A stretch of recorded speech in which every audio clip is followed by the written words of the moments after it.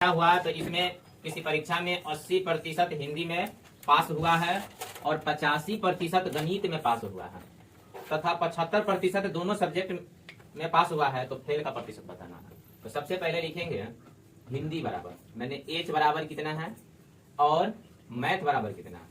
तो एच कितना है, आ जाते हैं, हिंदी हो जाएगा आपको 80 और मैथ हो गया कितना 85। तो टोटल आपका हो जाएगा कितना, टोटल हो जाएगा कितना बेटा 5 के 5 और 8 दूनी 16। अब बताया जा रहा है दोनों में जो पास हुआ वो 75% है। तो अब क्या करेंगे 165 माइनस 75 इक्वल टू घटा देंगे 90। अब आप देखिए जब यहाँ 90% आया तो अब देखिए 100% होने में कितना कम है, 10 कम है, इसीलिए ई क्या हो जाएगा 100 माइनस 90 इक्वल टू क्या हो जाएगा बेटा 10% लड़का क्या हुआ, फेल हुआ। कितने फेल हो गया 10%।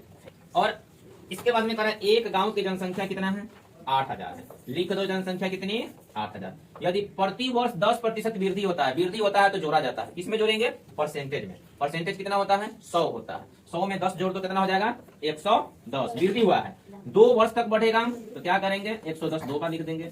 अब क्या करेंगे यहाँ 100 लिखेंगे और यहाँ 100 लिखेंगे, 0 0 0 0 खत्म कर देंगे, 2 को 0 से 2 को 0 भी काट देंगे।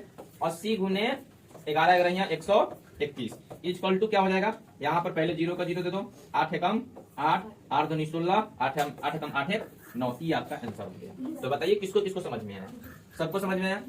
चलिए सबको समझ में आया तो इस मैथ को जल्दी बनाइए।